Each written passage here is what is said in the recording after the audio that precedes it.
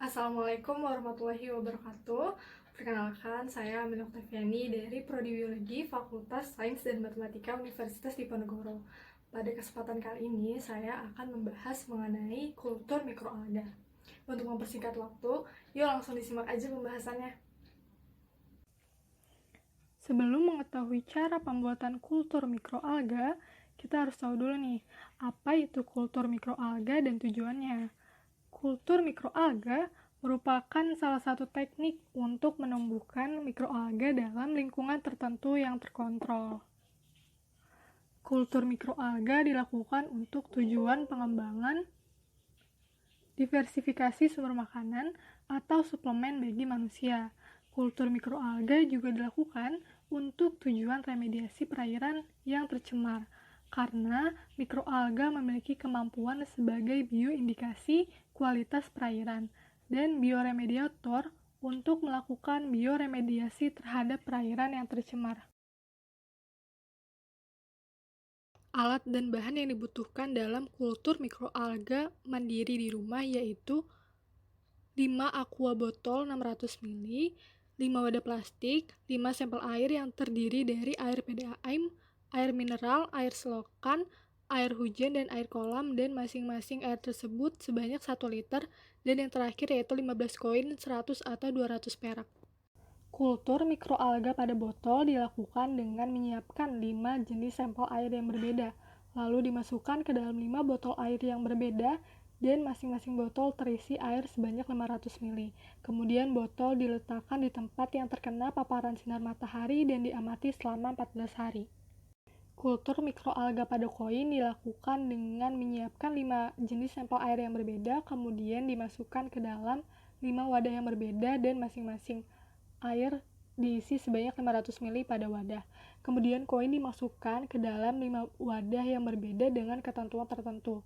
Masing-masing wadah berisi 3 koin dan kemudian wadah diletakkan pada tempat yang terkena paparan matahari dengan kondisi tanpa tutup dan diamati selama 14 hari. Pada hari ke-1 belum terjadi perubahan warna pada setiap sampel, baik pada sampel air hujan, air PDAM, air akuarium, air mineral maupun air selokan. Pada hari ke-7, air selokan dan air akuarium terlihat menunjukkan warna keruh ditandai dengan munculnya bintik berwarna hijau pada dasar botol. Air PDAM, air hujan, dan air mineral belum menunjukkan perubahan warna. Pada hari ke-14, air selokan dan air akuarium terlihat semakin hijau, ditandai dengan semakin banyaknya bintik berwarna hijau pada dasar botol. Sedangkan air PDAM, air hujan, dan air mineral tidak mengalami perubahan warna. Pada hasil pengamatan kultur botol yang berisi air mineral dari hari ke-1 hingga hari ke-14 tidak mengalami perubahan warna dan pertumbuhan mikroalga. Hal ini dikarenakan air mineral telah mengalami berbagai proses, seperti pemurnian dan penyulingan. Hal ini didukung dengan pernyataan Amir et al. 2021 bahwa air mineral telah mengalami pemurnian dan penyulingan. Pada botol yang berisi air sungai atau air selokan yang mengalir, terlihat adanya perubahan warna pada hari ketiga, yaitu mulai keruh, dan pada hari seterusnya mengalami perubahan warna menjadi kuning kehijauan. Pada hari ke-14, terlihat adanya koloni mikroalga berwarna hijau pada botol. Hal ini dikarenakan sampel air sungai mengandung nutrisi yang cukup untuk pertumbuhan mikroalga. Hasil pengamatan pada botol yang berisi air hujan tidak mengalami perubahan warna dari hari pertama pengamatan hingga hari ke-14. Hal ini dikarenakan air hujan sendiri dapat mengganggu pertumbuhan alga dengan cara mengeluapkan unsur hara yang berguna bagi pertumbuhan mikroalga, sehingga mikroalga mengalami gangguan pertumbuhan. Hal ini sesuai dengan Pires et al. 2017, bahwa unsur hara dalam air genangan mudah hanyut saat terkena hujan, sehingga akan tergantikan oleh air baru dan membutuhkan waktu bagi mikroalga untuk beradaptasi dan tumbuh. Hujan dapat mengganggu mekanisme penting yang mengatur pertumbuhan alga. Hasil pengamatan pada botol yang berisi air PDAM berwarna jernih pada awal pengamatan hingga hari ke-14. Hal ini menandakan bahwa tidak adanya pertumbuhan mikroalga pada botol dengan sampel air PDAM. Pertumbuhan mikroalga tidak terjadi sebab kandungan air PDAM yang digunakan tidak mengandung nutrisi untuk mendukung pertumbuhan mikroalga. Hasil pengamatan pada botol yang berisi air akuarium mengalami perubahan warna pada hari ketiga pengamatan menjadi sedikit keruh dan agak kehijauan, dan pada hari ke-14 terdapat bintik-bintik hijau yang mengendap di bawah botol, dan air akuarium juga menunjukkan warna hijau.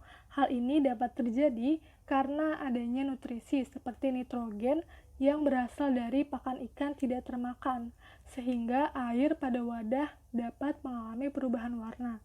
Hal ini sesuai dengan pernyataan Widiantoro et al. 2018 bahwa adanya nitrogen disebabkan oleh pakan yang tidak termakan ikan dan hasil metabolisme ikan itu sendiri. Pada hari ke-1 belum terjadi perubahan warna dan pertumbuhan koloni pada setiap sampel air, baik pada air hujan, air PDAM, air akuarium, air mineral, maupun air selokan. Pada hari ke-7, air selokan dan air akuarium terlihat berubah warna menjadi sedikit keruh dan menjadi kuning kecoklatan, dan mulai terlihat koloni putih pada permukaan koin. Air PDAM, air hujan, dan air mineral tidak mengalami perubahan warna. Pada hari ke-14, pembentukan koloni pada air selokan dan air akuarium lebih banyak dari sebelumnya, dan terjadi perubahan warna menjadi kuning kecoklatan. Pada sampel air hujan, air mineral, dan air PDAM tidak terlihat perubahan sama sekali. Pada hasil pengamatan kultur koin, wadah berisi air mineral, air hujan, dan air PDAM tidak mengalami adanya pertumbuhan koloni mikroalga pada koin maupun perubahan warna pada air. Pada ketiga wadah tersebut hanya terdapat kotoran dan debu yang merupakan kontaminan, dikarenakan wadah dibiarkan terbuka selama masa pengamatan. Nutrisi yang kurang untuk pertumbuhan mikroalga pada ketiga sampel air tersebut juga menjadi alasan mengapa mikroalga tidak ditemukan pada hasil akhir pengamatan. Hasil pengamatan pada wadah yang diisi dengan akuarium mulai terjadi perubahan warna pada hari ke-7 menjadi kuning kecoklatan, dan ditemukan pula koloni berwarna putih pada permukaan koin.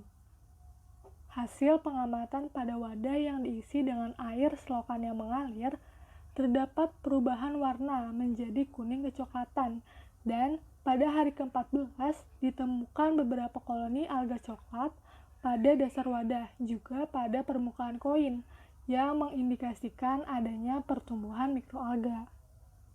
Pertumbuhan mikroalga dipengaruhi oleh nutrisi berupa nitrogen, juga dipengaruhi oleh pH air, suhu, temperatur, dan juga kadar oksigen terlarut dalam air. Menurut Haryani DKK 2017, adanya pertumbuhan mikroalga tergantung pada kandungan yang ada di dalam air, seperti pH air, suhu, temperatur, dan juga kadar oksigen terlarut. Sekian dari saya, kurang lebihnya mohon dimaafkan. Wassalamualaikum warahmatullahi wabarakatuh.